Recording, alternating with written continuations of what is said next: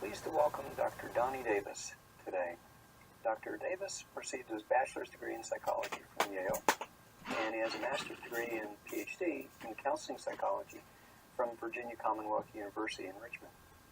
He started his academic career here at GSU and recently was granted tenure and promoted from assistant to associate professor. During graduate school, Dr. Davis completed his master's thesis on relational spirituality and forgiveness and his dissertation on relational humility under the supervision of Ev Worthington, who is a giant in the broader field of positive psychology and a leader in the more specific areas of forgiveness, religion, and spirituality and counseling. In his own right, Dr. Davis has quickly emerged as a major scholar in positive psychology. He's been a remarkably productive researcher with many research articles, book chapters, and books. His main areas of research involve measurement and understanding of virtues, such as humility and the integration of spirituality into counseling. An important and interesting aspect of this work has been to position spirituality as an aspect of diversity. Welcome. Thank you, Helen. Glad you're here. Yeah, thank you. So, these topics like spirituality and religion, virtues, forgiveness, they sound like they would be rather complex things to try to study. So I wondered if maybe a place for us to begin is for you to give us maybe a little bit of background about how it is that perhaps you or others go about doing this kind of research, and maybe some of the methods that are used, and perhaps even an example or two of some interesting things that you've been finding. Mm-hmm. Yeah, so I actually, some of my interest in measuring virtue, it actually goes back. I remember when I was an undergrad at Yale, and we had a requirement to be involved in research studies. And I remember as a psychology major being actually a little underwhelmed at some of the self-report methods that were being used, and I just inherently mistrusted whether those studies really meant anything, and I just suspected that if other people were approaching the measures the way that I was, they might not be telling the whole truth, or they might inflate their perspectives of themselves when rating different things. So that was kind of an initial suspicion I had that I took into the field. That's one of my strong interests is how can we possibly measure things like forgiveness, humility, religion, religious variables, and get around possible problems that come about with like self-enhancement bias, people basically reporting themselves as better than they are, or various kind of biases like that. And so the methods that we often use to try to get something other than self-report, a lot of times what we'll try to do is somehow get another perspective. I'll tell you about one of the cooler studies we did. So we had a study on the transition to parenthood, and so this was a 2-year longitudinal study. Couples would come in before they were about to have their first child, and we would videotape them having actually 3 different interactions. So one of the interactions, they would talk about an area of disagreement, and basically we'd have the research assistant come in and read them a prompt and give them specific directions of what to talk about. They fill out like a questionnaire of different areas of disagreement. We'd pick an area that they matched on, and they talk for about 10 minutes, and we just let them just go. We leave the room and they talk. Then we had a second interaction where we have them talk about the most hurtful thing that had happened. So one partner will talk for 5 minutes and the other person's instructed not to talk, and then they switch. Most hurtful in that relationship. Mm-hmm. And then the last one, we tried to end them not on a negative note. We didn't want to send them home distressed. So we asked them to kind of talk about, I forget the exact prompt, but kind of a positive memory or positive aspect of their relationship, and we wanted to kind of reinforce their bond with each other. But we we would basically do that within the 3 months prior to the birth of the child. Then we followed them up 3 months after the child was born and did a similar interaction. And we did another one, same kind of thing, at 9 months. And then 18 months, they would fill out an online survey. But what you end up doing is you end up combining some of the self-report and partner-reported ratings of things like forgiveness and humility with having a coding team watch those videos and code specific behaviors, or you might actually have them make judgments about, say the couple's communication style. But I really like those kind of studies because, one, when you find something, a lot of times it's really powerful. So there's, a line of work by John Gottman that has found that certain behaviors, like couples showing contempt for each other, ends up predicting things like divorce at alarmingly high rates. So in his initial study, he said he could predict with 94% certainty. That was kind of using the same data set, but if you used his algorithm or whatever and did it in a separate data set, it was still, I think, somewhere around like 70% prediction, just from this like 15-minute slice of behavior.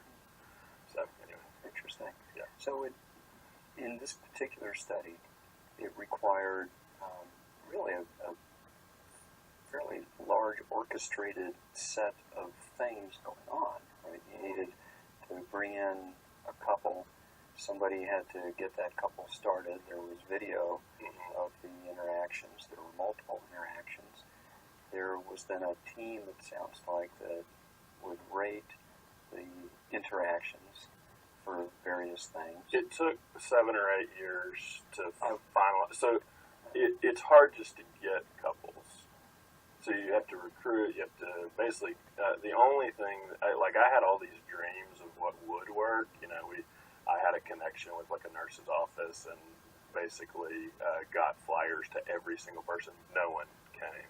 So the only thing that worked just in terms of recruiting was actually going to parenting classes in person and asking people one by one. So that's an entire process, and then, it requires a substantial level of funding. Like it was several grants that supported this project, and by the end of it, it was probably $1 million study. Wow. Well, it doesn't take much imagination to see that it would be an expensive thing to run, both for the time and then for the effort of trying to do all of these things. And it did sound like you were after a fairly select group of people, right, that were on the verge of having their first child, and then they were going to stick it out with the study for some period of time afterwards. Yes. Hard research to do. Yeah. So some of the things that you were measuring in that particular study, it sounded like, and you mentioned contempt earlier, but it sounded like you were really after some other things, maybe more along the lines of positive psychology, kinds of constructs. What was it that you were looking for? Yes. Initially, the initial grant was on relational spirituality, and that's what I did my master's thesis on. The idea there is in the study of forgiveness. At the point we did the study, there was a lot of work on different factors that make it harder or easier for people to forgive, and you could think of that in terms of aspects of the victim, their personality, aspects of the victim's relationship with the offender and the offender's personality, and then aspects of the transgression itself, so how severe it is, how hurtful it is. What hadn't been incorporated was kind of a model of looking at how spirituality might actually affect the process of forgiving. So what we did is we developed a model that described how the victim might make appraisals or meaning making about the context of the situation that would have spiritual meaning. So you can actually think of the sacred God or some sort of kind of spiritual higher being, and the person, when an offense happens, you could attribute spiritual meaning to the offense, and that might make the offense easier or harder to forgive. example would be if you viewed the offender as evil, a terrible person, not just a terrible person, but spiritually evil, how might that affect forgiveness? Well, it turns out, as you might expect, it tends to make it harder to forgive somebody. And that process of having disgust and contempt for the offender makes you less likely to have empathy for the offender. And empathy is one of the key mechanisms of forgiveness. Or you could think about the victim's relationship with the sacred, so their attachment with the sacred. So if someone has a more secure attachment to the sacred, it turns out that actually tends to promote forgiveness and help forgiveness. Basically, we were trying to explore these specific situational appraisals where people are drawing on a spiritual meaning system and showing evidence that these could affect the process of forgiveness. Which sounds like you found some evidence that supported those ideas. So my thesis was a number of more cross-sectional studies. We actually haven't published a lot on that idea from that longitudinal data set. The data set's actually just recently become available. So. Okay. Yeah. Maybe but there is evidence for definitely, that's actually probably the line of work that I have the most studies under. It's like I probably have 12 studies from that master's thesis line. Wow. So now, implicit, I think, in some of your comments is that forgiveness has the potential to be a good thing for a person. Yeah. Is there evidence that supports that? Is there evidence that supports the connection between forgiveness and something like stress or stress-related outcomes? Yeah, that great question. So, in terms of the evidence, so if you were to ask me why should I forgive, and I were going to give you a stress-related answer, I would point to the strong body of research on the consequences of chronic anger. And so there's pretty strong evidence that carrying chronic anger has both short-term consequences and kind of predicting biomarkers such as cortisol and different things, and long-term consequences in terms of mental health and physical health. I think that one of the stronger lines of work that popularized research on forgiveness was basically trying to make that case that unforgiveness, so the experience of having someone offend you, you have an initial response, which may be just initial flashes of anger, but the process of ruminating angrily and maintaining a grudge and keeping a grudge going, showing evidence that unforgiveness is stressful. And so, Charlotte Whitfleet has a major paper in Psych Science where she used a number of physiological measures, cortisol and EEG, a number of things, and basically was using within subjects experimental design. So the same person goes through a series of kind of imagery processes and clearly documenting causal evidence that certain ways of thinking, both ruminating negatively and aspects of more forgiving ways of kind of thinking, shift your moment-to-moment stress response. So I think the evidence is actually fairly strong that unforgiveness is stressful. I think a little bit implicit in your question, I think if you were to ask, is there a dark side to forgiveness? That's, I think, actually, I think where there's a frontier of research on forgiveness that still could be done. So most of the work on forgiveness has focused on single offenses, the methodology. So if you were in one of our studies, we'd have you think of an offense, maybe the worst one or a recent one in the last 3 months.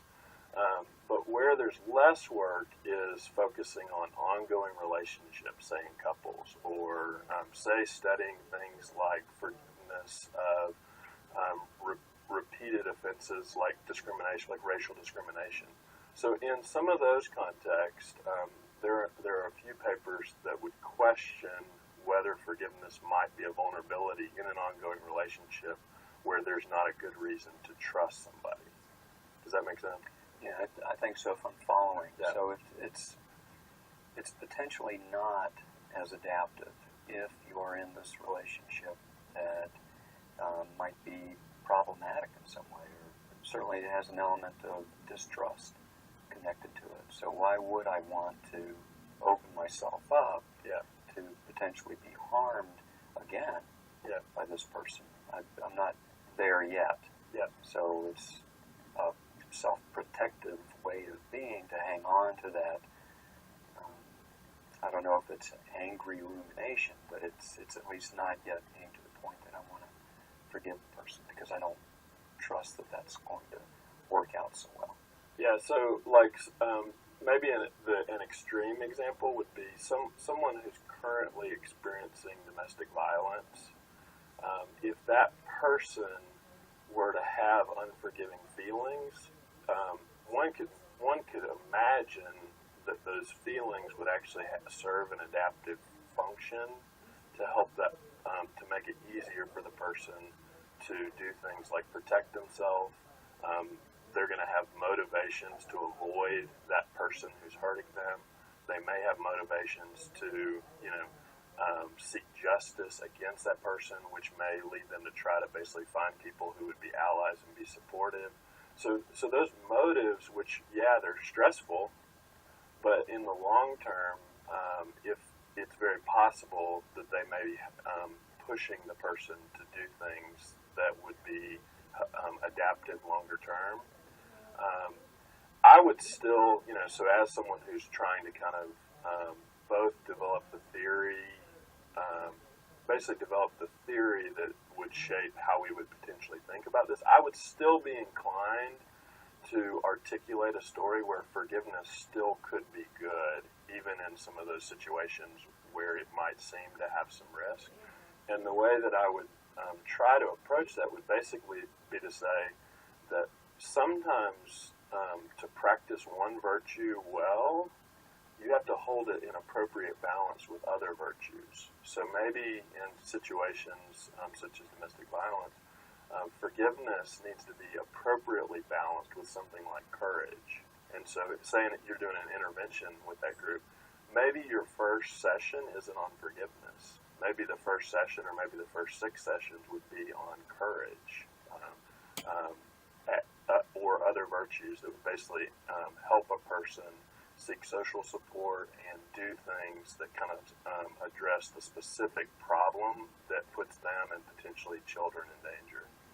So it might be a process of shoring up some other resources within the person as opposed to moving quickly to forgiveness when the timing may just not work out so well to jump right to that.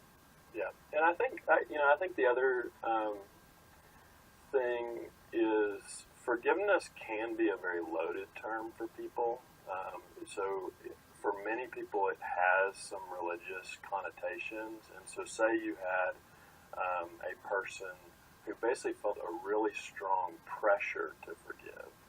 You actually might have to do, if you wanted to have a positive intervention that wasn't going to cause harm, you actually might have to do quite a bit of work to clarify what we mean by forgiveness and differentiate. So our definition of forgiveness would differentiate it from reconciliation. So I could forgive you and never tell you that I forgave you. It's something that happens in me. I can decide to reduce my negative thoughts, feelings, and motivations towards you and try to promote more positive thoughts, feelings, motivations towards you, but not tell you. It doesn't have to be a public event. I don't have to communicate it.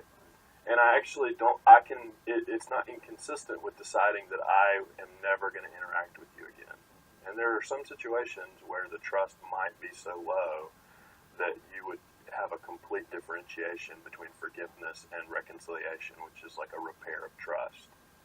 I'm glad you pointed that out because my hunch is that many people watching the the video would have thought of forgiveness as being a public event. I'm going to say out loud, I forgive you, because that's kind of where we see it. And, that's how we teach TV 2-year-olds, yeah. Yes, yeah. Say you're sorry. Say you're sorry. I forgive you. Yeah. Shake hands. But that doesn't have to be the case, and certainly doesn't have to be the case if what you're after is helping the person adjust and not feel more vulnerable, more stressed. Which it sounds like if you said that out loud in a particular relational context, sometimes that might backfire. Yeah, exactly. Now, we're about out of time, and I wonder if there's anything that you might recommend that students who are watching this, who may have some interest in topics like religion, spirituality, forgiveness, other virtues, humility. Is there anything that you might recommend that they do? Anything to read or other activities that they could engage in if they wanted to learn more about these topics? Yeah, honestly, I don't think the ways I would suggest that you learn would be different from what I do. So probably the first thing that I do when I want to learn about a new area is I'll go to Google Scholar and do a search. If you search forgiveness, you'll usually be able to see who some of the experts are, and you can see some of the scholarly articles that have had the most influence. And I usually just start with I don't read the whole article, I just read the abstracts and just get a sense of what's been done.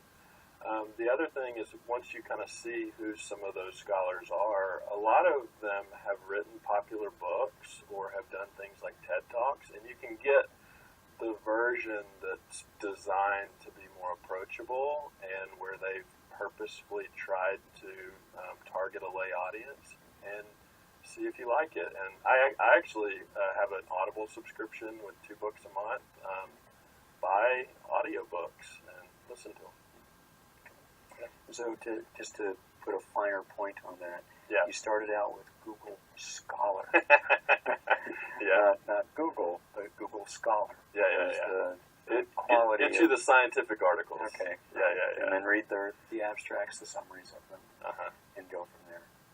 Or PsycInfo. I'm sure your students all know about that. Well, we'll see. Okay. Well, thank you very much. Yeah. Appreciate it. Thank you.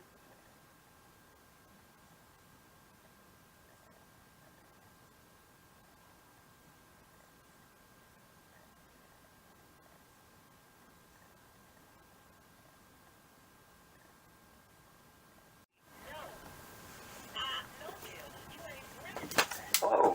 I'm pleased today to welcome Dr. Kerline DeBlair for a conversation about some of the research that she does that's relevant to material that you've been covering in the course.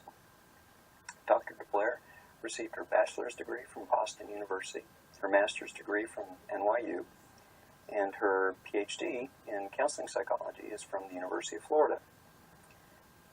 At this point, we usually break into a Go Gators, but we'll a chomp of some sort. Got it. Done. Okay. Check. After the University of Florida, she worked as an assistant professor at Lehigh University before coming to Georgia State University, where she is now an associate professor in the Counseling and Psychological Services Department. Dr. DeBlair researches the connection between multiple forms of oppression and the mental health correlates and consequences of oppression. She studies topics such as racism and internalized heterosexism, and from a positive psychology perspective, she conducts research on topics like cultural humility and collective action that might help reduce the negative effects of things like racism and heterosexism. She's received several important awards that recognize her substantial contributions to the field, such as the National Multicultural Conference and Summit's Rising Star Award, the Society for the Psychology of Women's Research on Psychotherapy with Women Award, the Women of Color Psychologies Award from the Association for Women in Psychology, and from the Journal of the Counseling Psychologist, she received the Outstanding Major Contribution Award. In fact, that paper that earned her that last award would be recommended reading if you are curious about some of the challenges and solutions to conducting this kind of research. The title of that paper is called Conducting Research with LGBT People of Color, Methodological Challenges and Strategies, and it's published in the Counseling Psychologist. Welcome. Thank you. Glad you're here. Appreciate that introduction. So some of the material that students are reading for this segment of the course pertains to stressors faced by minorities, but there's not much direct attention to intersectionality. And I know that's an area that you've studied extensively, so I wonder if maybe a place to start would be with some description of what's meant by that term and why it might be important in understanding some connection with stress. Yeah, great. So it doesn't really surprise me that the literature that the students in the course are covering doesn't really highlight intersectionality, and I think that's for a number of reasons. But one is that actually intersectionality as a construct is newer within the field of psychology. It's something that was developed by black feminists, black feminist theorists, particularly actually black queer feminists. And then the term intersectionality itself actually is credited to Kimberly Crenshaw, who is a legal scholar. And in looking at the experiences of African American and black women in the legal system, she was finding similar experiences, and the fact that black women are at the intersection of both a marginalized racial ethnic group and a marginalized gender group, that their experiences weren't actually falling into kind of really clean legal categories. So, for example, if a black woman was to try to put forward a harassment case or a job discrimination case, it seems, counterintuitive in some way. It would just be, the person has experienced harassment or they're not getting the job based on the fact that they're a black woman. Where it became problematic was that people actually didn't know, do we say that it was racial discrimination or gender discrimination? And because we tend to silo identities in that way, people were actually, and black women were actually kind of falling through the cracks of some of the legal system. Because they didn't fit into a particular category. A clean category. Existed. Exactly. So, from that literature, people started to adopt within some of the other, in other academic areas, this term intersectionality. And it was in 2009, actually, that Elizabeth Cole published in the American Psychologist one of the first articles that kind of really talked about how can we utilize intersectionality within psychology and psychological research. So that's really not that long ago. So that's one thing. So that kind of answers the question of, it's not really covered as much in the literature. But it has really taken off, I think, in the last 5 or so years. And I think you see it a lot more, even if people don't specifically use the term intersectionality, there's more attention to looking at multiple identities and how they might interact with one another. And that's basically what intersectionality is. Intersectionality, there are a few different ways to look at it, but broadly intersectionality is the consideration of multiple identities simultaneously and the acknowledgement that identities don't occur in isolation and that they develop and interact with one another in not only identity development, but people's lived experiences. Within psychology, people have looked at it a couple different ways, but the two primary ways have been to look at it in what people term an additive framework, which is basically, a lot of people have at least heard the term double jeopardy, for example, which is the idea that, for example, women of color are at greater risk for discrimination, for example, because of their race and gender identities.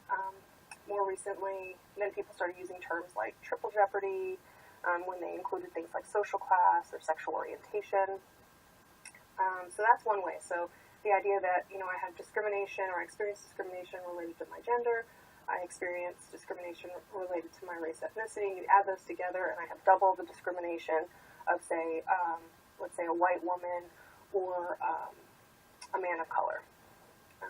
The other way, and the way that people are kind of talking about it more recently, is intersectional framework, which frankly I think is a little confusing because it's intersectionality and we have additive and intersectional, but the intersectional framework is the idea that the additive framework creates this notion that identities are discrete categories. And people kind of talking about the intersectional approach kind of say, well, that actually isn't accurate. Like, people's experiences aren't discrete. You can't just split up somebody's gender identity from their race identity and think that that's going to make sense. That at the intersection of race, ethnicity, sexual orientation, gender, that there's a unique experience that emerges from that can't actually be parsed out. So those are kind of the two views. I'm actually of the mind that rather than saying it's an either or, I think it's more of a both and for me. I think there are likely experiences that people have that they can attribute to a particular identity in a given moment, or a particular identity is feeling really salient. But there also probably are times when a person does have a hard time trying to figure out, well, did that person treat me in this way, or did that happen because because of my race, ethnicity, or because of my sexual orientation, or because of my gender, and it's a little bit harder to tease out. And when I talk about this in classes, an example I use is if you think of stereotypes of different racial, ethnic, minority group women, the stereotypes of black women are very different than stereotypes of Asian women or Latina women. And I think that's a good way to kind of capture what intersectionality can mean, because that would be kind of, that does show the uniqueness of bringing together race, ethnicity, and gender. When you get us to think about multiple, I guess, categories within the same person at the same time. Yeah.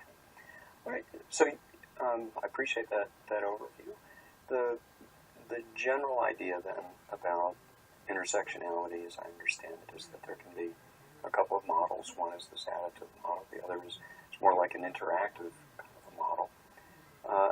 Are there some studies that you've been specifically involved in that have tackled some questions around intersectionality and done some of those both and kind of approach to understanding its implications for things like mental health outcomes or stress or related topics?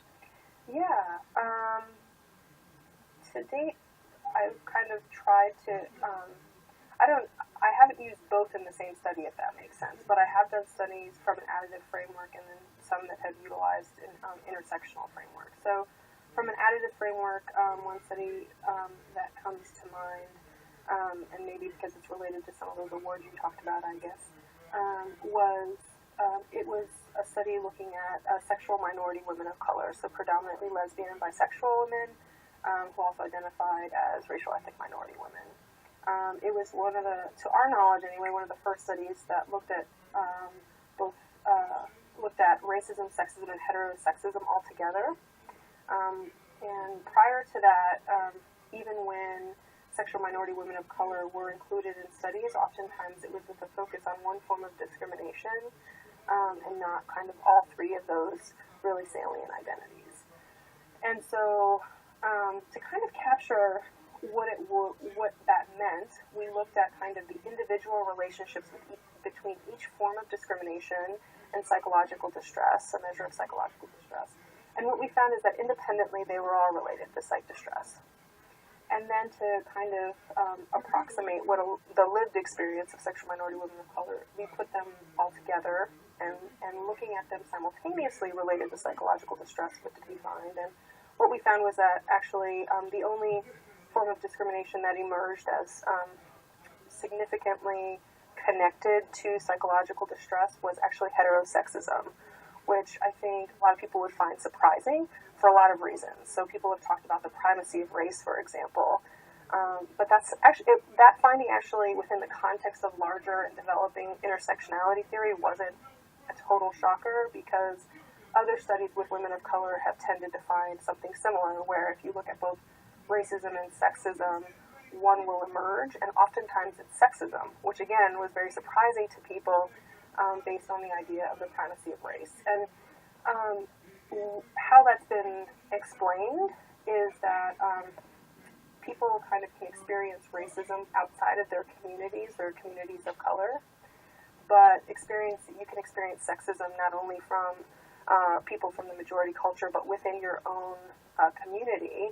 And in fact, in another study that I did with African American Black women, that's kind of what we found. We found racism was more of a global construct, or more of a global idea, but sexism was actually much more nuanced. And the sexism you would experience from family members was perceived differently than the sexism you would experience from a stranger. So I think within this study, the finding that heterosexism emerged uniquely as a predictor of distress, or something that could lead to more distress, or be related to that, was experiencing, you can experience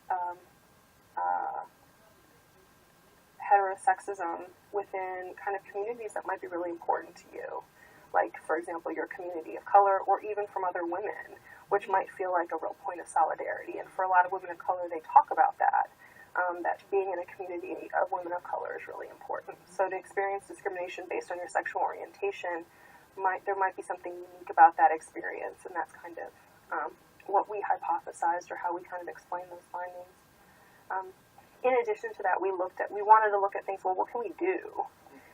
And so we looked at this idea of collective action, or participating in advocacy. And how we looked at that was, it could be something so simple as you're reading literature related to your identities, or it's I'm voting for people who are supportive of legislation that is supportive of my identities. But it also included, things like I participate in rallies. And what we found was that actually collective action did help. It helped to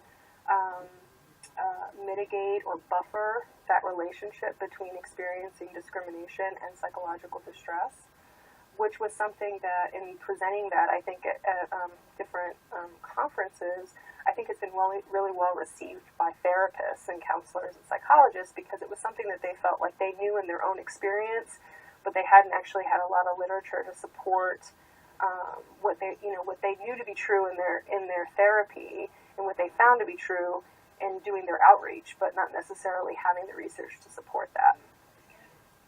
I don't want to get hung up on too many details, but I'm curious about the phrase collective action, because what you described sounds like different levels of action. So somebody could do some additional reading, or maybe at the other end get involved in marches or larger events with lots of other people. But at one end, it sounded, I was having some difficulty understanding that as collective action. It seemed like some level of action, but what's the collective part of that? Yeah, that's a really great question. I mean, collective action, the idea of collective action is related to social advocacy, which is that you're doing something as an individual that would promote your group. And so within this measure of collective action, and how this collective action was looked at in my study and others, includes kind of this idea that you're doing things like reading feminist literature, or reading literature that is based on your sexual orientation, or promoting your understanding of race, ethnicity in this country. And that if you kind of go to this feminist idea of the personal as political, that in understanding systemic oppression and understanding the ways in which your experience might be part of a broader experience, in understanding how systems might operate, that you yourself can be an agent of change. Then more broadly, if you're doing things like participating in elections, or if you are so inclined as to participate in marches or rallies, or talking to others, or being parts of groups that are activist-oriented, that those are other ways that you can enact change. What I like about that is, I think not everybody feels comfortable for a lot of different reasons, sometimes safety reasons.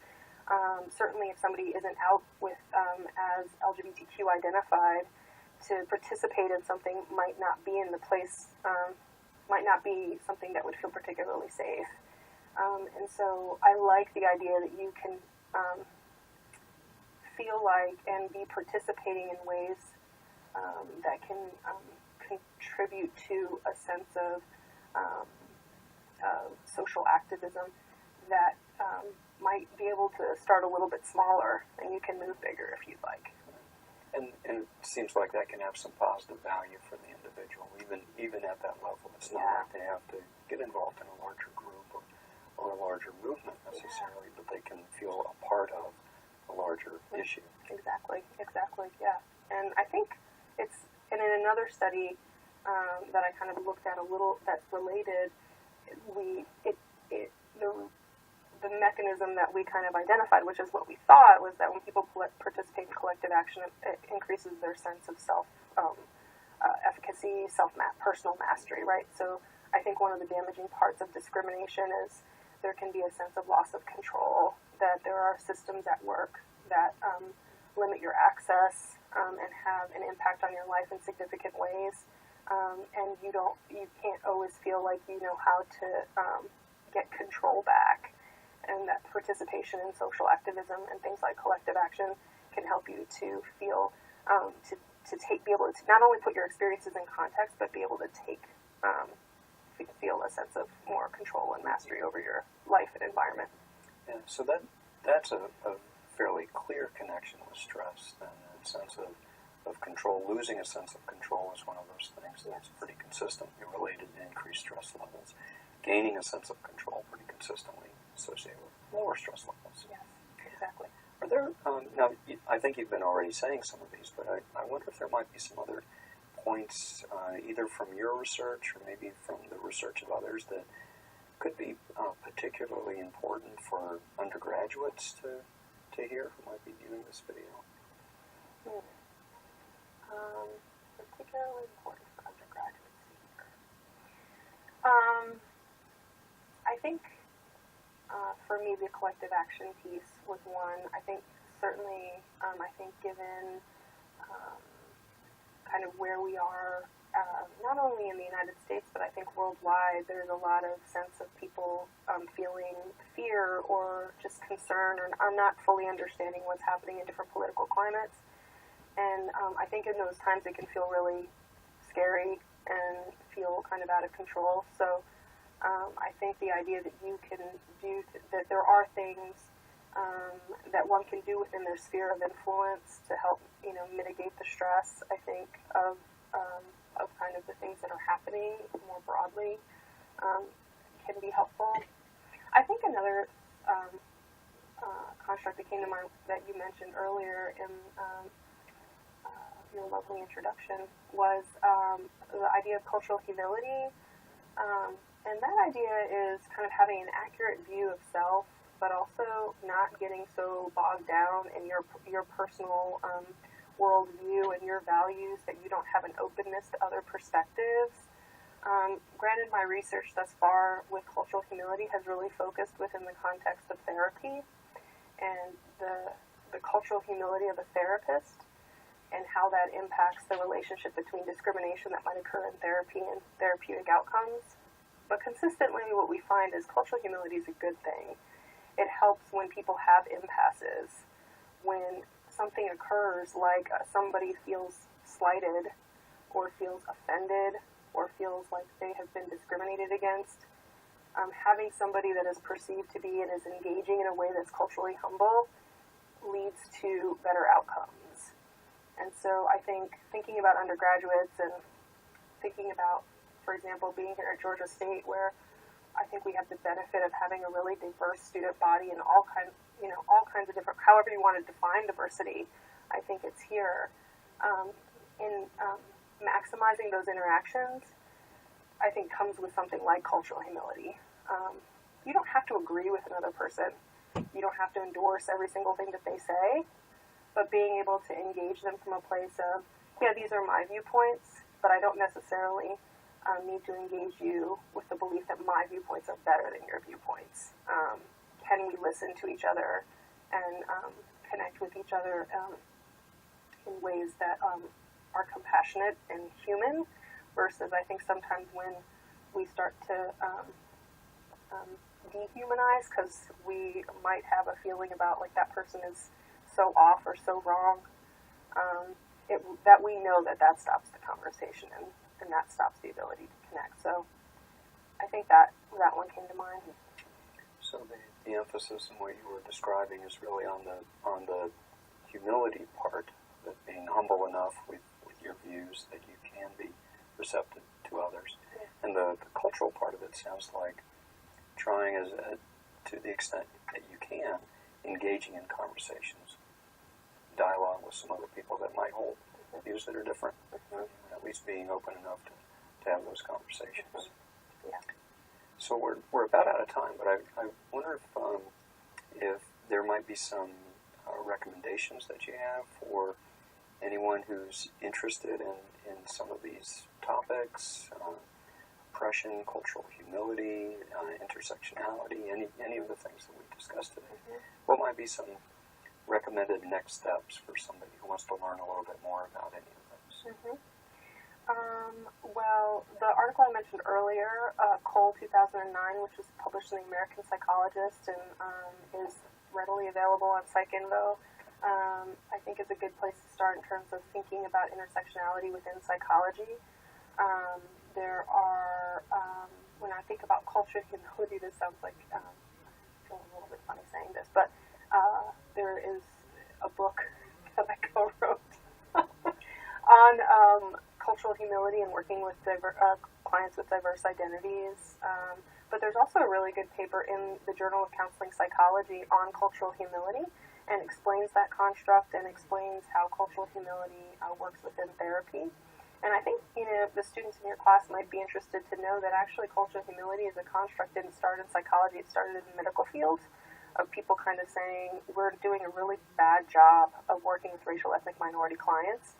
And it is impacting their health. And as their chapter talked about, the health disparities that are present and persistent for racial ethnic minority and also LGBTQ clients, lower SES clients.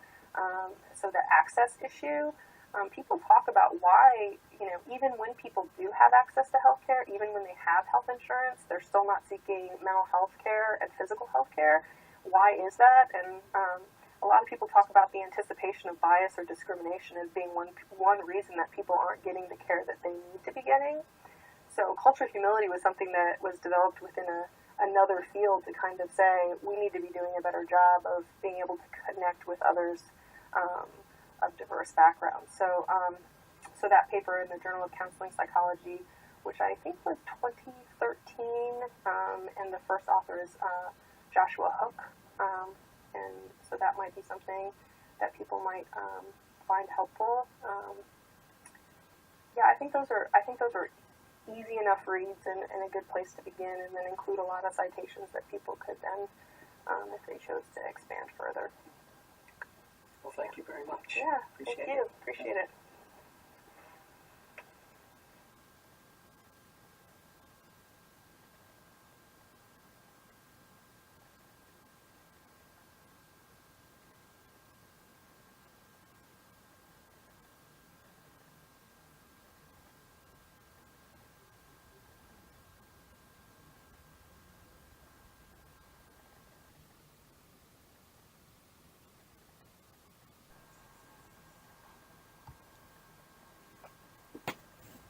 Hello.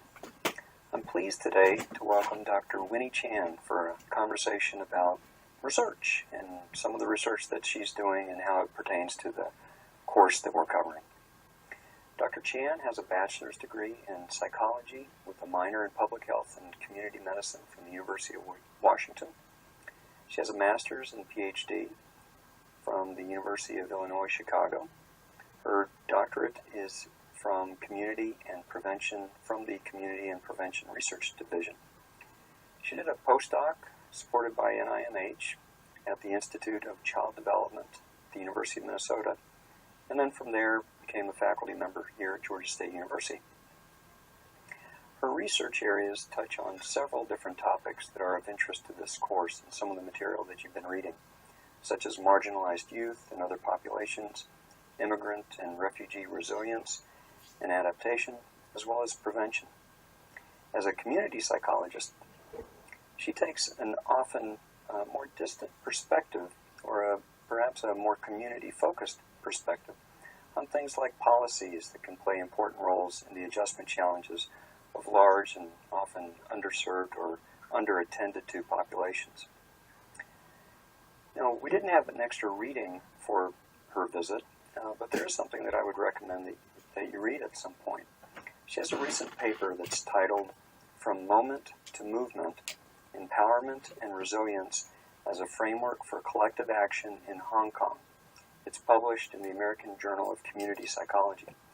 And I recommend it not only because there's a cool color graph in it, so if you like pictures, you'll like the article, but because there's a very interesting and contemporary focus in the article, specifically on the pro-democracy umbrella movement in Hong Kong, and on related topics such as civic skills and moral convictions that are important in social movements.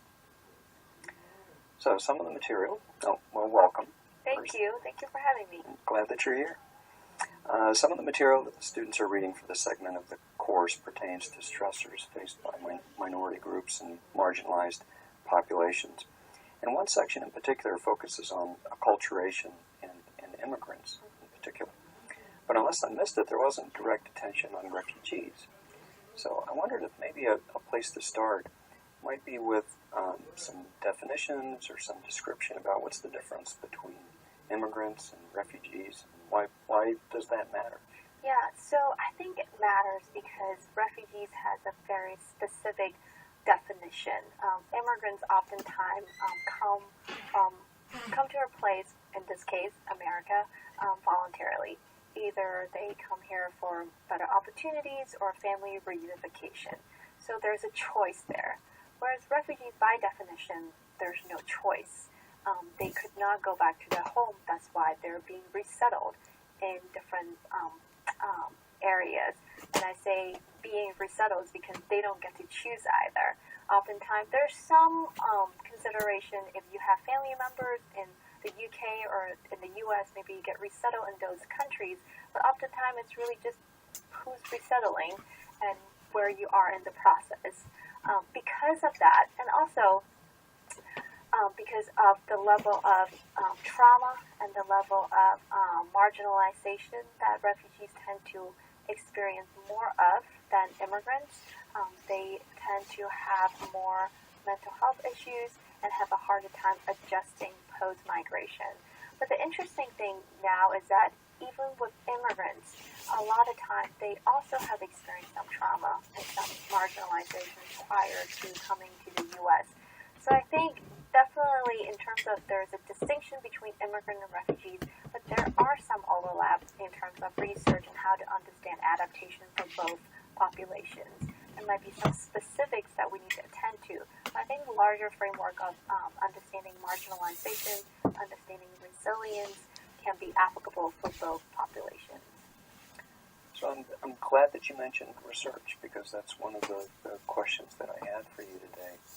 It seems like doing research on refugee populations, on immigrants, those would be topics that I would imagine are difficult to, or populations that are difficult to access, or studies that are difficult to do. Has that been your experience? It has been challenging at times because they're, by definition, sort of harder to reach populations. Most of them don't speak English, so even when you come from a research perspective, just thinking about choosing assessments, how do you communicate with the participants, how do you do interviews, at the very basic logistic, language barrier is a big problem. But however, I think it's also an opportunity. For me, it's really important to do work with the community, and the fact that there's no way to do this work without community input and involvement. It's actually a great way and a really important aspect of doing work with immigrants and refugees. There's really, honestly, no way to do this work in a rigorous way and in a just way without a community involvement. So I think because of that, it often takes longer because you really have to spend some time in the community to get to know them. For example, when I first moved to Atlanta, I volunteered at a community-based organization for a year before I even mentioned the word research. So as you can imagine, it's a lot of time, and sometimes, academics don't have that time or we feel pressure. But I do think that's, from my perspective, that is necessary because I'm an immigrant myself, but I'm not living their lives right now. My experience is very different than the participants I work with in Atlanta. So it's really important for me to be mindful and understanding where they're coming from and making sure that the work that I do is reflective of their lived experience. And that oftentimes means including them in the process of designing and figuring out what are the research questions, how do we ask these questions, do the assessments make sense to them, and also then the process of involvement continues throughout data collection. And you and I talked about a project that we're actually going to hire community members to do the data collection, not only because they have the language expertise, also because I believe research should be sustainable and building community capacity. So by hiring community members to be part of the research team, we're actually teaching skills, and hopefully those skills can be translated into other areas that can be helpful to the community. And I think a part of involvement that sometimes is not focused on or not as common is actually involvement in the dissemination process. I try my best to bring the research back to the community, present it in a way that makes sense to them. We do workshops. We help community-based organizations that I partner with to do some small grant writing to provide them with data so they can write grants on their own. Even at times, if there's interest, publishing with the community members and the organization that we partner with. I think the level of involvement needs to be long-term and need to start from the beginning to the end. I can imagine that some communities are resistant or reluctant to, one, get involved with research, maybe even to participate with a researcher, pursuing a question or a topic. It seems like part of what you've done is work really hard, like for a year, to establish a more trusting relationship with people, but then also to maintain that relationship with individuals, with agencies over time, and to the degree that you can, involve them meaningfully in getting the word out about the findings. Are there some times, or have there been some experiences where, despite your best efforts, it still seemed like the barriers were there and you just weren't able to move beyond them? Yeah, a few examples. One time after, working with an organization for a while, volunteering and doing some work, just helping them, doing some evaluation, we ultimately decided against working on a research project together because they wanted full control of the data, meaning I won't have access to data. I could if I asked, and that was, I felt really uncomfortable about that because then I feel like there's fairness issue. I have no problem that we co-own the data together and we share the data, but for the data to be owned by one party but not the other, this doesn't seem right. And also, there were other dynamics that I was not aware of, and that is really within a community. That was a Korean American community that I was working with. There is some level of wanting to work with a Korean American researcher, and I'm not. And I guess I didn't really quite fully understand the dynamics there.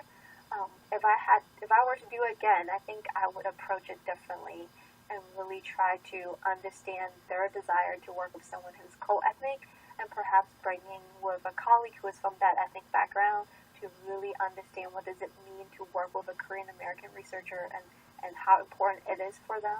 But I think at the point when we were talking about research, we had kind of gone past that. It was hard to kind of work backward. So in that situation, I decided that, I think it's best for me just to walk away. And today I still have conversations with the partners there. It's not a negative relationship. It's just at that moment, I didn't feel like we could move forward with the project.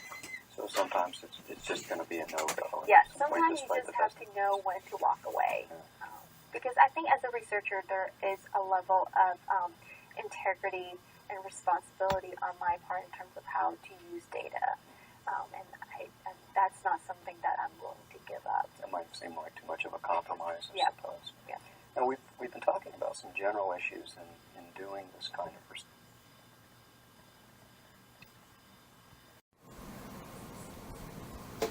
Be a specific study that you're involved in, or maybe more than one, that the findings struck you as particularly interesting, and maybe even would be interesting or relevant for an undergraduate audience that would be viewing this. So, it's a personal bias. It's my latest study, and I feel it's very important to me personally and professionally. So the last couple of years, I have transitioned my work to really focus on understanding why young people, particularly young people from marginalized backgrounds, engage in collective action. And I had the opportunity to conduct a research in Hong Kong 2 years ago while the pro-democracy movement was happening.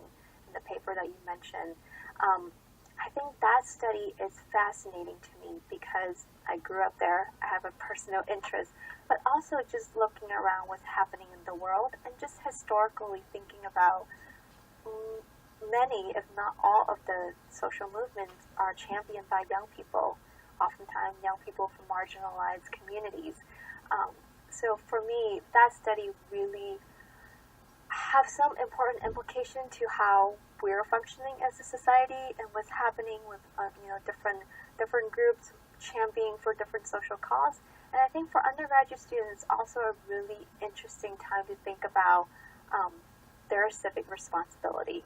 Right? I think higher education, of course, we want to educate our students to be competent on a particular skill set and a major, but I think there is something to be said about public education and educating our students to become responsible, participating in our society. So I think that study and the work I have done on collective action might be interesting to undergraduate students and thinking about, well, what is my role here? Not here on the campus, but even on campus.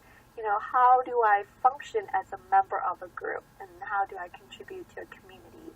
I've learned a lot because that actually started with my dissertation. And for my dissertation, I interviewed Asian American student activists in Chicago, and that was probably one of the most satisfying experience because I heard really, really amazing stories. I also heard stories that was really sad.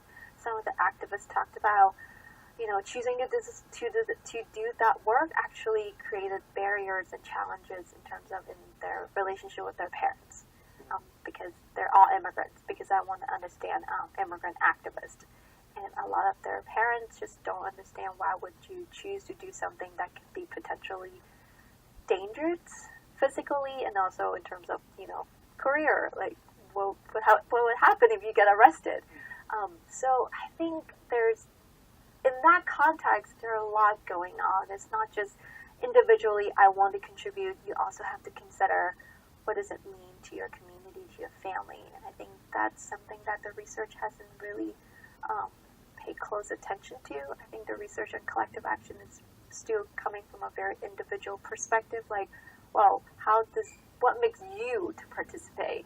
What is the consequences of participation for you? But I think for young people from marginalized background, at least with the immigrants and refugees that I have worked with, the motivation is beyond just individual, and the consequences are beyond individual as well. So one of the benefits, I guess, of being aware of some of this research is that it may help students to step back from their typical, maybe their usual individual focus, and try to think about the communities within which they're existing. What are some of the issues that are going on that are relevant to their lives and maybe to the lives of their family? And are there some ways in which they can be involved or active in those issues? Yeah, I taught a class on immigrant youth development 2 years ago, and I brought in some of that work on collective action to the classroom, and I think some of the students were, they just never really thought about that could be an option, you know, in terms of a career, like being a community organizer. So I think this work, I think at a community level has meaning, but also at the individual level, I think a lot of activists and from the research we know, participation also bring a lot of strength and meaning to the individual. And I think some of the work that I've done, I've found that youth, particularly youth of color, actually have better outcomes if they are participating in some kind of collective action. So I think in terms of thinking about stress and resilience, I think of collective action can be potentially conceived as a way to respond to stressful situation in a positive way. It's like a way to cope. Yep. You may be saying some of this already. In the introduction, I mentioned that you're a community psychologist and can often step back and think about things like policy or some other larger view intervention implications. I wonder if you can say a little bit about how your research might be used for policy-related matters. Maybe in particular, we're experiencing these days some debate around science and the use of science, and science intersecting with politics and policy. I wonder if there's some of those topics that you can address as well. Trained as a community psychologist, I was taught during graduate school that science has the responsibility to address social justice issues. I think scientists, particularly for us who are in the academy, in privileged positions where we have the responsibility to understand and to examine what's happening around us and how do we use our work to address some of these issues. So I'm always really, really aware of how can someone read my work and how would they use it. Not that a lot of people read my work, but in the event someone read my work and wanting to use it in policy, I think about that. For example, my master thesis, I was looking at diversity and how that impacts cross-race friendship in immigrant population. What I found, one finding is that